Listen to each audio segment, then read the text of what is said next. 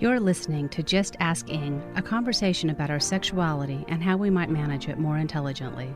Hi, this is Stephen Ing. I'm hanging out with my friend Jackie, and we're talking about sex, sexuality, and all things sexual, including politics, religion, music, and everything else that you could possibly think of.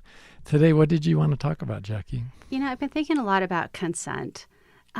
There's just so much confusion out there now with the Me Too movement and everybody. And I hear people all the time say things like, well, that's it. I'm just never going to hug a woman again. Yeah, I hear that kind of stuff too. In fact, I heard another friend of mine saying, and by the way, he was a lawyer. He says, well, what am I supposed to do? And I'm thinking, gee, if a lawyer doesn't know what they're supposed to do, how is anybody? Right. And he went on to, sarcastically say, well, what am I supposed to ask if it's okay to touch this shoulder before I touch the next shoulder and go on to body part by body part? And he was just really making it into a much more complicated issue than it ever would have to be. But part of the reason it's so complicated is that truth is simple, but truth and the simplicity that comes with it isn't so easy to apprehend. Because at first we're confused. We're in the dark. We don't know what we're doing. And that's true of engineering. It's true of anything in science. It's true of religion. It's true of sexuality as well. So if we really look at consent and what consent would practically mean, I don't think it's that confusing. It doesn't seem like it should. I mean, other parts of our life are not that confusing. Well, when it comes to getting money from you, you know what consent looks like. Right. And you give your permission or you don't. And even if you get conned, you could say, well, yeah, I was deceived and this is why and this is how that happened. But when it comes to sex, all of a sudden we drop back to a moral position. We try to figure out who to blame as if that's somehow going to illuminate the conversation. Well, it's women's fault, because those men, those filthy, disgusting men. They're all pigs and they have no control. Right. And I think if we can kind of look back a little bit at the life of any individual among us, we were all born wonderfully sweet, adorable, cute little baby boys and girls. And we all spent a childhood getting educated in our society, going to school and perhaps even Sunday school. And learning at the knee of our grandparents and our parents. But we still don't know what consent is. And what that has to mean is that none of these other institutions and people know what consent really is either when it comes to sexuality. And I think that that's a correct assumption. I think that's a correct conclusion based on that experience. So you're going way back. You're going way back to little kids. I mean, I'm going to say that we were once all little kids. And at what point was I supposed to learn how to ask for consent? And at what point was I supposed to learn how to give or withhold consent? And I don't remember that day in school. I don't remember that part of the homework. I don't remember that lesson in Sunday school. I don't remember my parents and I ever talking about it. I do remember the sex talk. Whoa, that was really uncomfortable at about the 16. Sex talk. Yeah, the one sex talk. I think it consisted of, Steve, just be careful and make sure you use protection. Keep it in your pants. I never got that. You're a terrible mother for even saying that. But I think for me, consent really does go back to sort of a legal standard in the sense that none of us have the right to lay our hands on each other without permission. So it's the difference between a touch that's wanted and a touch that's unwanted. And if I touch you in an unwanted way, let's say violently, or I grab your wrist, for example, even if you're drunk and you're about to get in your car and drive off, grabbing your wrist and pulling the keys out of your hands the way the old commercials used to say, whatever it takes, don't let your friends drive drunk.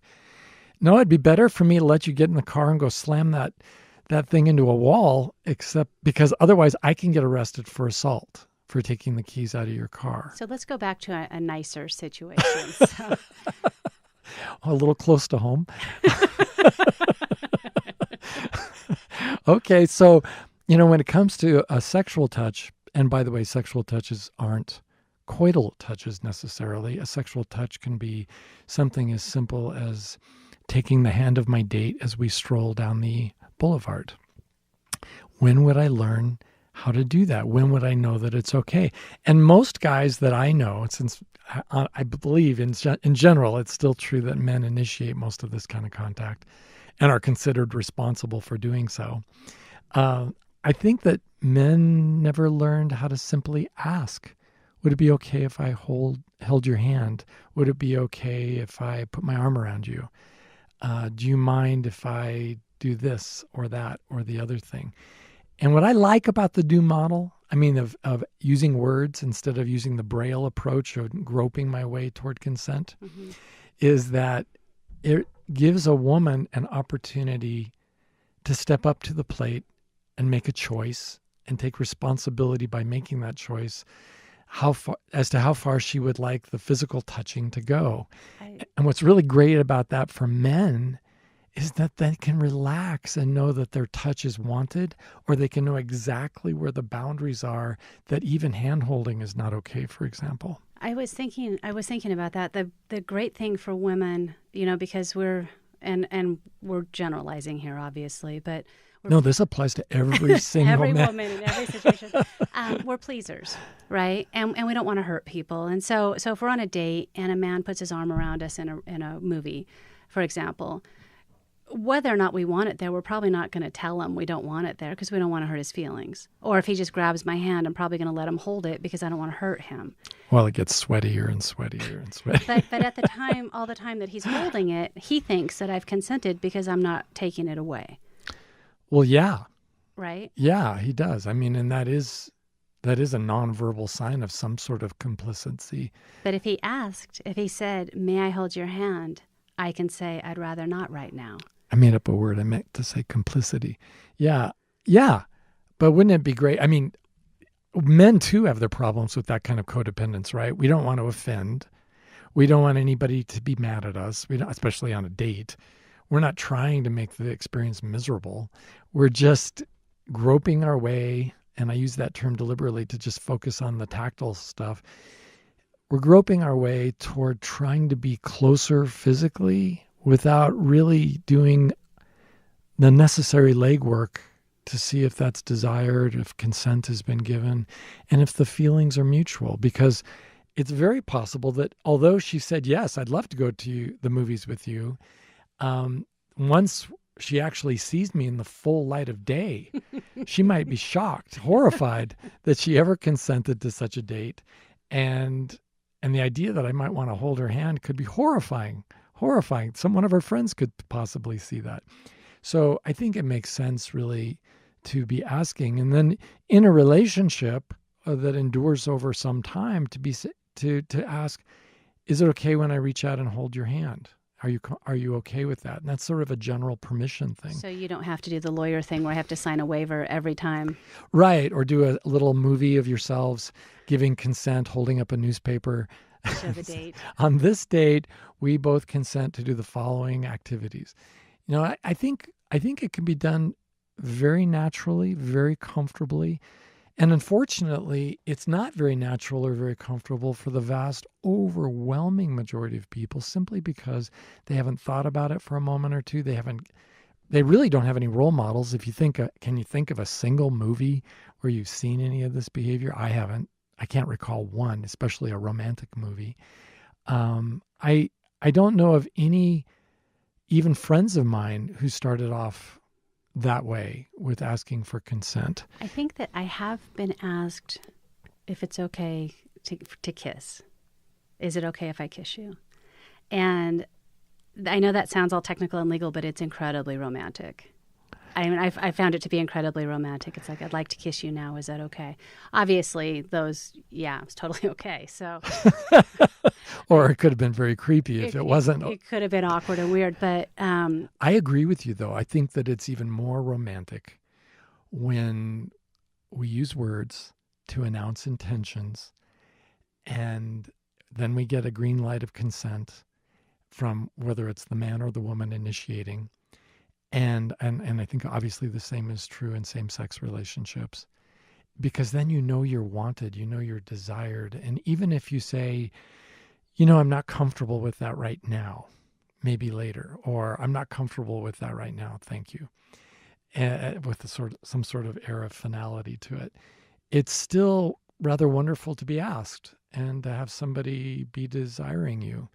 And I think that when the feelings are reciprocated and we both want to touch in that same way, I think it's better than, what did they call that? The stolen kiss, where the boy leans in and kisses her without her consent.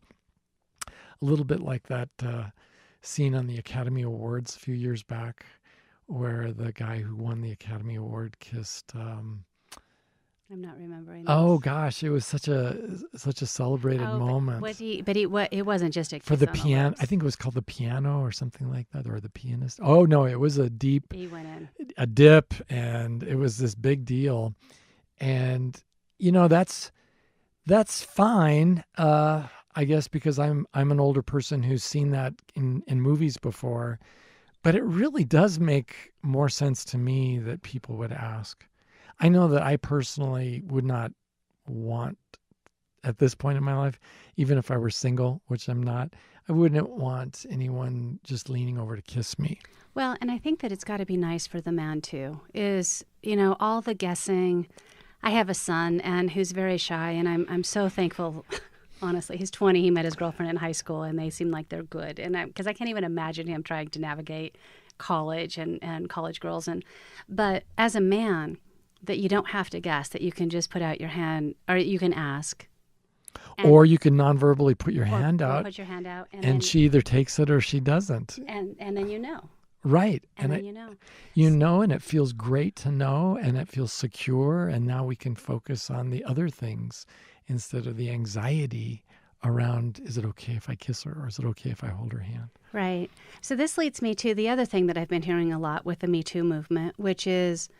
Whoa, you snuck that in really quickly. The Me Too movement. Hashtag Me Too. Hashtag Me Too. And we'll talk more about that later. But I'm just thinking about, since this has been talked about, and it's the same thing.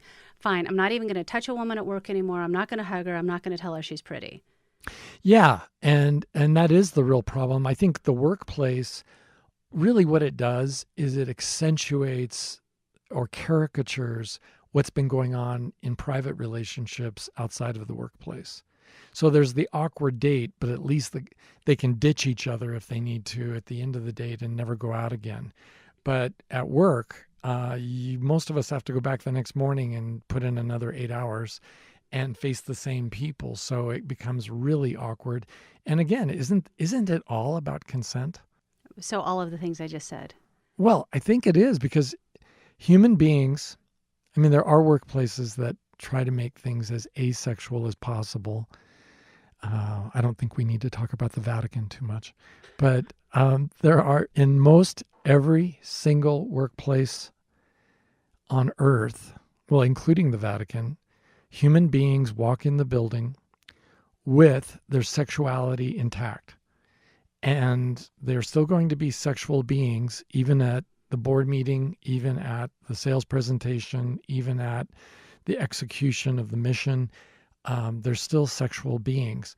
So teaching one another how to manage our sexuality intelligently is going to be mission critical in those environments, because we're still going to be sexual beings. It's just that now we have even less idea what the boundaries are than we do when we're out socially. Because at least when we're out socially, there are enough romantic movies that we have some sort of a template of, gentlemanly behavior and ladylike behavior. But when it comes to the workplace, there are really, again, I can't think of a single fictional depiction of appropriate sexual behavior in the workplace. And the obvious answer to this is no sexuality in the workplace. Right. Just leave it in your car. Don't bring it in. But when you're talking about sexuality, when you're talking about a hug, right? It's not like I hug. I love to touch. I'm a hugger. It doesn't mean it's not sexual for me. It's not that because I hug you, I want to have sex with you. Well, and I can see that, but there are other touches, and I'm thinking of, for example, a shoulder rub. That can get kind of creepy, kind of fast with people, and the same thing with a foot massage or anything like that. Just taking someone's hand and holding it briefly. Lingering, or holding on to a hand too long. Yeah, all of that. And so there are those touches that, again, are just really sexual without being coital. We don't have to wait till we're having intercourse for us to be sexual in our behaviors and in our touches with others, because we certainly, when a 10-year-old boy has a crush on a girl at school and he holds her hand, isn't that sexual? Sure. It's part of sexuality, yes. Yeah, it's hard to say that out loud because we don't like to think, I saw you nodding your head over there non-committally, but, we don't like to say it out loud because we associate youth and especially childhood and especially prepubescent childhood with innocence, and the idea that there could be any kind of sexuality there is a little disconcerting to those of us who don't accept that all human beings are sexual, and that to some degree we're all expressing our sexuality. And with the workplace, the rules are so obtuse, really totally opaque, I would say. And you know what's even worse? I mean, for centuries, we have seen the results of sexual repression, and we've made jokes at the expense of the Puritans. And we all know that you can make all the rules in the world about sexuality, but sexuality pretty much whistles its way right past all those rules and does what it wants to do. Well, in the workplace, that same thing is occurring, and we make rules, we publish handbooks, we have all these tools of repression, including discipline, getting written up, getting fired. But repression isn't really a great model for trying to manage what is really an irresistible natural force. It's like trying to stop the rain from touching the ground or something. So what is a better way to manage this specific to the workplace? Well, in the workplace, there are all kinds of people, right? And just because I am working with you doesn't mean I'm necessarily mentally healthy. It certainly doesn't mean I'm relationally healthy. So you bring all those people together and you tell them the rules, but they all have different degrees of impairment or ability to follow those rules and live within those rules. So I think the real trick, honestly, is regular and frequent training.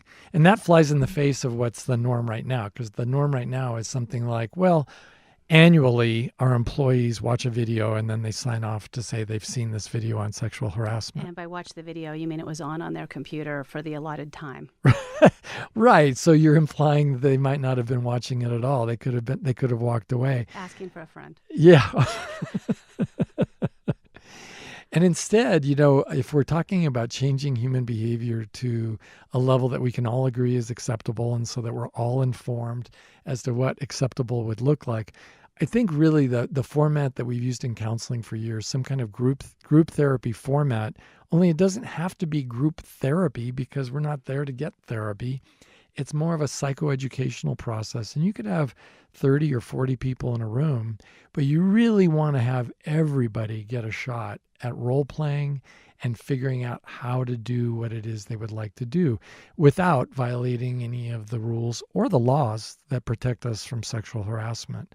So having Joe come forward and talk to Mary and tell Mary that he's interested in her and he'd really like to get to know her better outside of work, that's a thing. And to have Mary take her turn at doing that, and to have each one of them say something that would give us an idea of consent and something that would give us an idea of withholding consent, so that everybody knows not only what's required, but how to do it, how to say it. Because you can tell your kids, watch out for strangers, or don't take drugs, or any of these other admonitions we parents are famous for doing. But we don't really teach kids, but how do I handle that when my girlfriend wants me to take a drag on her joint? And I think I might get laid as a result, Mom. How am I supposed to handle it? And he can't even ask his mom that question. Right, because his mom's going to freak out. Right. Or we're at a party and everybody's drinking beer and my girlfriend goes to grab me somewhere that I've never been grabbed before. How am I supposed to handle that? So let's go back to the workplace then. So we talk a lot about sexual harassment or sexual abuse, as you call it, which implies unwanted sexual attention. So if you do like somebody in the workplace, you are interested in them in a romantic way. You're asking for a friend. Asking for a friend. How would you go about that without making it all weird and awkward? Yeah, I mean, I think the example I gave earlier would be appropriate, and I'll repeat it in just a second, but I want to touch on another point you just said. Yeah, I do call sexual harassment sexual abuse because calling it sexual harassment really diminishes the overall significance of the behavior. It's just abuse.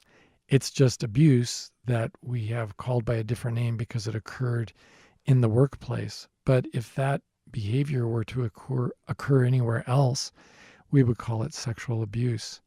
And so if I'm interested, let's stay on that for a second. So how would you define sexual abuse or sexual harassment? What's your definition for that?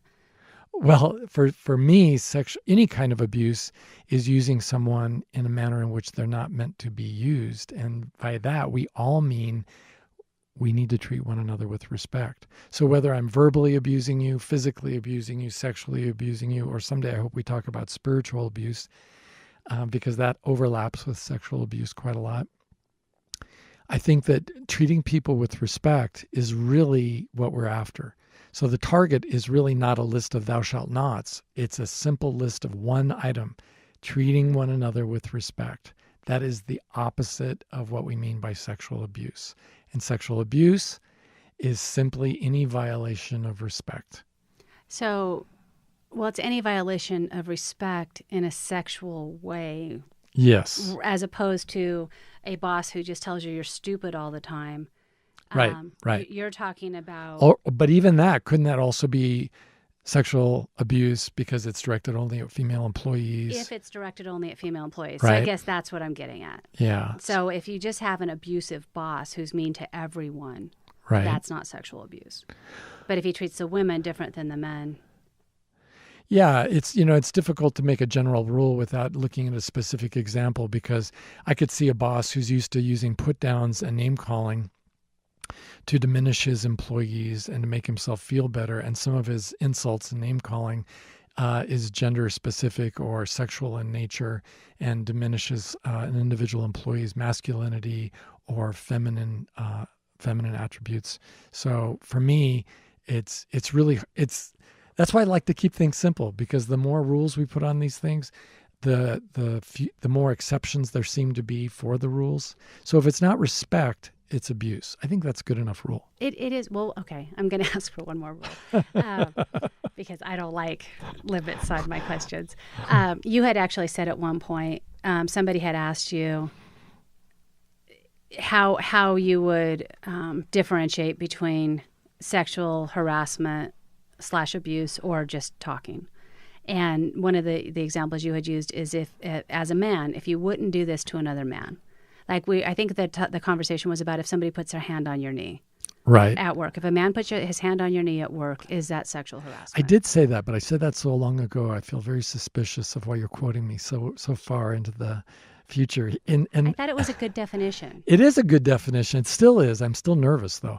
So because you're a woman and you might set me up for something. I don't know if I can trust you. I would never set you up for anything. So, the idea for me would be if I like a man in the workplace and I'd like to get to know him better, I can go up to him and say, John, I really admired the way you handled that situation. Let me take you out for lunch. Or I'd really like to get to know you better. Let me buy you a beer after work. Or any of those kinds of overtures. And none of that is abusive. None of that. It's just being a normal human being. I can say the same things with a more romantic agenda to a woman when I say, Susan, I'd really like to get to know you better in a personal way. Can I start inviting you out? Would that be acceptable to you? Simply asking permission to ask someone out is never abusive. It's never going to be something that is sexually inappropriate. But if Susan says no, then we're done. Then you're done. Then we are done. I mean done like, yes, you don't need to ask a second or a third or fourth time. And in fact, if Susan changes her mind down the road because she comes to her senses and sees how to know him and see how charming he is. And really, she got new glasses, so she knows how really handsome he is. So she says, sometime back you asked me if I'd be open to getting to know you better. I've recently changed my mind, and I'm hoping the invitation is still open. And, he has the opportunity to give consent or to withhold consent. I'm sorry, Susan, I've actually been married these last 5 years. And I had a weak moment when I asked you out. You took 5 years to get back to me. So I see. Okay. So whatever it is, we can imagine situations where things change and people who were once open to getting to know the other person think better of it and decide not to. And by the way, just because Susan might acquiesce to his taking her out for coffee or a drink after work, that doesn't mean now, okay, coast is clear. He can ask her out whenever he wants and as often as he wants, because she said once that it was okay. Therefore, no, that's not anymore. Again, let's go back to two men. My friend invited me out, or my workmate invited me out for coffee after work. We went out, and although I appreciated his interest, he was actually way too boring for a brilliant intellect like myself. Right. And hyper religious and not really sensitive to the kind of spirituality I approve of. So in my own snooty way, I say, no, John, actually, and when he asks me out the next time, I get to say, no, John, I'm actually aware I'm not the right kind of guy for you. I think you need to keep looking for friends elsewhere. Now, that takes some guts, I think, for all of us to say, but I think it's something that we can learn to do comfortably in our own words, in our own language, not just mimicking me necessarily, but finding your own way to say that. No, actually, I don't think I'm down for that. I'll take a pass. That's another way to say the same thing. Okay, so I want to ask you one more question, and then I want to talk about the Me Too movement and the Time's Up movement. Okay. So back to my earlier question, which you never answered. Oh my God. I'm assuming it is not okay for me to just assume because I'm a hugger, everybody else is a hugger. I'm really glad you said that, because I've been hugged by men and women in my lifetime, both of whom I would rather have taken a pass and not been hugged. And yet, like you said, it's really hard to not be a people pleaser for some of us. And I think I've suffered through a lot of hugs that I didn't need to suffer. But I do recall one time in particular where a man came up to hug me, and he was, I'm a guy of average or medium build, and he was like a 2X kind of a guy. And he came up like a grizzly bear with his arms around it out in the air to give me a hug. And I had to actually say, he said, come on in here for a hug. And I actually had to stiff arm him twice. I had to, just like in the old football movies, I had to actually give him a hand in the chest with some real strong resistance, saying, no, I'm not comfortable with that. And it was really hard for him to be turned down, even by another man. So it's the same thing where, as a hugger, I need to be sensitive to, do I say, hey, is it okay if I hug you?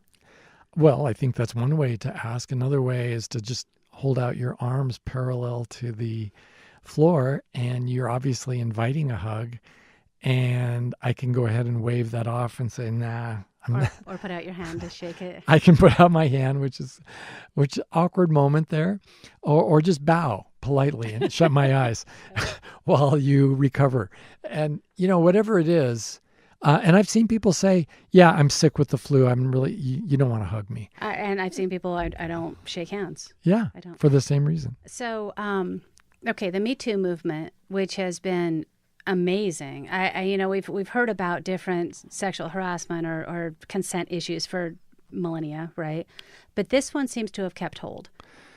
About time, right? I feel like it is, which brings us to Time's Up. Well, it really, for me, I've been watching this my whole life. My mom was a single mom who had to put up with a lot of sexual harassment in her life. She was a waitress for years. And really, back in those days, it was obvious even to me as a child that she had to put up with unwanted male attention, or at least thought she did, in order to make her way through this world.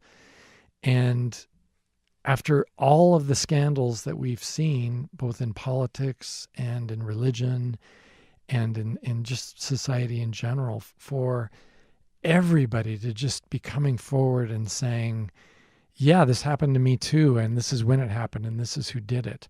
And what we've all seen, I mean, I don't like the feeling of the French Revolutionary guillotine chopping off heads of all these people who, because they were once royals and now they're persona non grata. But what about, what about the years of abuse that mostly we're talking about men doing mostly to women? I know there are exceptions to both of those, but what about the years of that kind of abuse that other people have had to put up with? I think that's got to count for something. And I just, honestly, as a guy who really likes sex, I love romance. I want everybody to know what I'm experiencing in my life and to have that same kind of loving, wonderful, happy sex life and connection that's meaningful with another person. And this sort of behavior, it just poisons it for all of us in some ways. It makes sex into something that is just so not just yucky, but really contaminates it to the point where it's really toxic and so hard on us, when it actually is the source of, I think, some of our greatest creativity and of our species, of course, even existing. So sex, I mean, when we talk about the kind of sex you're talking about, romantic, consensual, equal sex. Yeah, that's pleasurable, where there's a real point of contact, a meaningful connection with the other person. So what we're talking about here with Harvey Weinstein and his ilk is it's almost using sex as a weapon or as a means to control. It seems like, or just taking. It's just people taking what they want without regard to the other person. Yeah, and I had to laugh there for a minute because otherwise I was going to throw up that taste of vomit in my mouth. Yeah. It's just, it's so disappointing, and it so ruins it for those of us who really want that really meaningful connection that's truly pleasurable. And for the next guy who approaches that individual woman, he too has to pay a price in terms of trying to work through her own conflicted emotions, the way she feels about men in general, and why shouldn't she have these issues? It makes perfect sense that she would have issues around that. So yeah, and even, not to forget Harvey Weinstein's humanity for a moment too. It's really easy for us to criticize him and to look down the nose at him and off in his convalescent treatment program that he's going through, such as it is. But he too is a human being who once longed for a meaningful connection and settled for something that was about power and control and domination, and that was absolutely absent of any real consent. He settled for really what I would call rather disappointing sex. Because as somebody who likes sex, and I'm looking at you, Jackie, and I've heard stories. People have said you like it too. So have been a moment or two. Yeah, okay. So if you like sex, you really don't want the bad stuff. You want the good stuff. And the really good stuff is truly pleasurable and full of titillation, but at the same time is full of that meaningful connection. And that's Harvey Weinstein settled for the one without the other. And I don't want to see any human being do that ever. I understand that absolutely. So what's come out of Me Too, which I agree it's about time, is Time's Up, which has been the thing that has started in Hollywood with primarily women, but powerful women in Hollywood have started the Time's Up movement. And I was reading an article about them. Can I read you what it says? Sure. The group's focus is getting legislation passed and policies changed. Organizers want to see the passage of laws for gender parity issues such as equal pay and equal work environments, as well as increased opportunities, particularly for women in low-wage industries and women of color. To fund this goal, they created the Time's Up Legal Defense Fund, which is a source of legal and financial support for women and men who want to fight sexual misconduct through the justice system. Yeah. And isn't it too bad we have to start a private charity in order to right that very historic injustice in our society? It's like holding a bake sale so we can buy a new F-18 fighter or something for the military.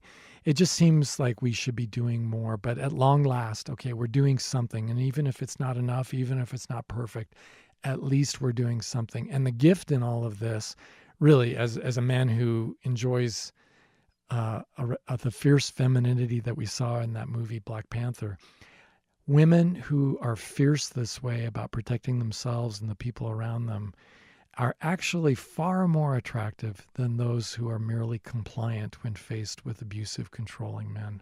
And I will say that the men who are not abusive and controlling and actually ask are also much more attractive. And you're welcome. And now we have come full circle. So thank you so much for listening. Let us know your thoughts. You can tweet Stephen at StepheningMFT, and then we can put your questions on the air. Thank you so much for coming in, Stephen. Another amazing brain-growing conversation. Thank you. Oh, you bet, Jackie. This was a pleasure. Thank you for listening to Just Asking. If you have questions for Stephen, please tweet us at StepheningMFT.